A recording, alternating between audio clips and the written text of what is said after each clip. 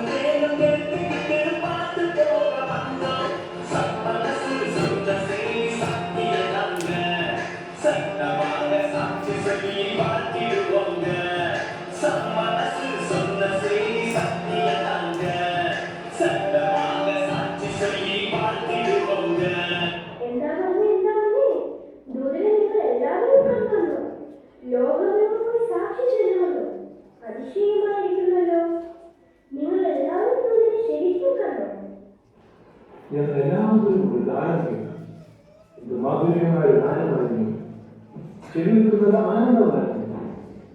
അതിന്റെ നടുവിൽ നിന്ന് ഒരു ദൂരം പറഞ്ഞു, ഇത് വേട്ടയിൽ നിങ്ങൾക്ക് ആ വിശേഷ ജനിച്ചിരിക്കുന്നു. എന്ത് നല്ല പ്രകാശമാണ്. വളരെ ഇഷ്ടമായി. യേശു കർത്താവ് ജനിച്ചെന്നുള്ള വാർത്ത ആദ്യം കേട്ടതിന് നിങ്ങളുടെ ആടുകളെയും കളഞ്ഞ് വളരെ ദൂരം താങ്ങി ഇവിടെ വരെ വന്നല്ലോ. ചെറിയ യേശു കർത്താവിനെ ചെന്ന് കണ്ട് ആരാധിക്കും. അടുത്തതാരാ? ആരാണ് മിന്നി മിന്നി നിൽക്കുന്നത്? ഓ, കുഞ്ഞു നക്ഷത്രമോ?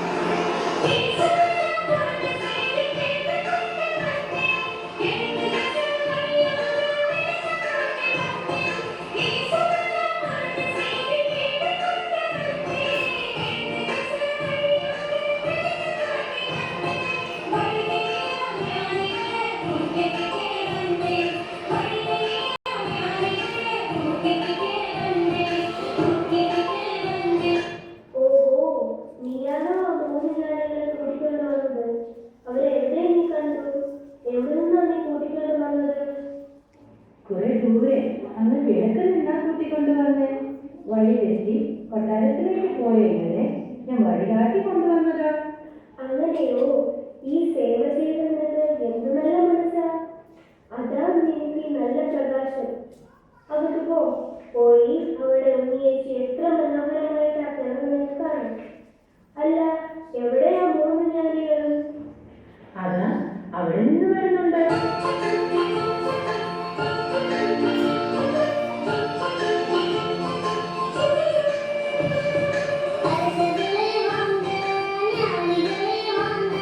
Thank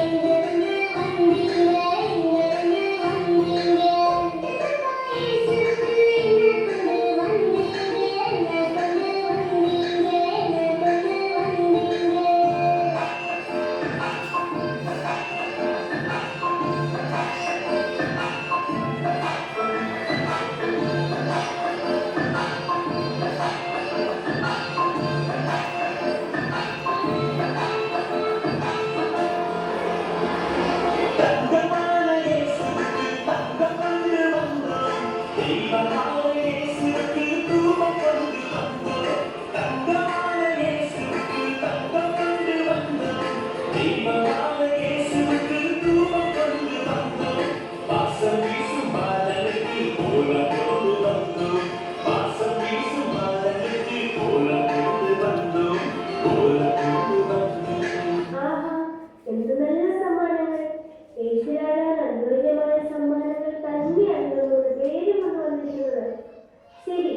യേശുരാജാവ് ജനിച്ചെന്ന വാർത്ത എങ്ങനെയാ നിങ്ങൾ അറിഞ്ഞത്? ഒരു ദിവസം രാത്രി ഒരു വാനനക്ഷത്രം ആകാശത്തിൽ ഉദിച്ചു. അത് വളരെ താഴ്ന്നു ഒരു വഴികാട്ടിയായി ഞങ്ങൾക്ക് മുന്നേ കൊണ്ടുവന്നു. ആ കുഞ്ഞു നക്ഷത്രം ഇവിടെ വന്നു. അങ്ങനെയാണ് ദൈവഭയപ്പെട്ടാണ് ഞങ്ങൾ എത്തിയത്. ശരി ശരി, നിങ്ങളും പോയി യേശുവിനെ കണ്ട് ഈ സമ്മാനങ്ങളെല്ലാം കൊടുക്കണം. അവരുടെ കയ്യിൽ ഇതൊന്നുമേ ഇല്ല, അറിയാമോ? ശരി, നിങ്ങളുടെ പേരുകളൊക്കെ എങ്ങനെയാ? ഞാൻ ബെൽത്തസർ, ഇവർ കാസ്പർ, അവർ മെൽക്കിൻ. നിങ്ങൾ കണ്ടോ എവിടെ നിന്നെല്ലാമുള്ള ആളുകളെ യേശുവിനെ കാണാൻ വന്നേന്ന്? നമുക്ക് പോകണ്ടേ? യേശുവിനെ എവിടെ നിന്നാ വന്നേന്നറിയാമോ? എന്ത് കൊണ്ടുവന്നെന്നറിയാമോ?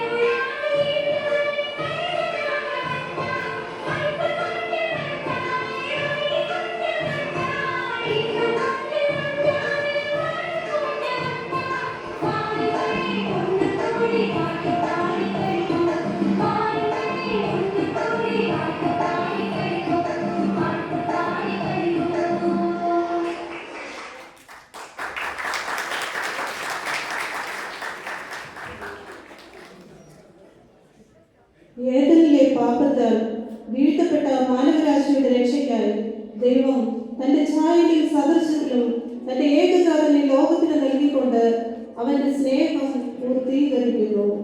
ഇതാ ലോകത്തെ രക്ഷിക്കാനെത്തിയ ദൈവത്തിന്റെ കുഞ്ഞാട്. അവൻ പാപികളെ രക്ഷിപ്പാൻ സ്വർഗത്തിൽ നിന്ന് ശാന്തിയുടെയും സമാധാനത്തിന്റെയും ദൂതുമായി ഭൂമിയിലേക്ക് ഇറങ്ങി വന്നിരിക്കുന്നു. അത്യുന്നതങ്ങളിൽ ദൈവത്തിന് മഹത്വം, ഭൂമിയിൽ ദൈവപ്രസാദമുള്ള മനുഷ്യർക്ക് സമാധാനം.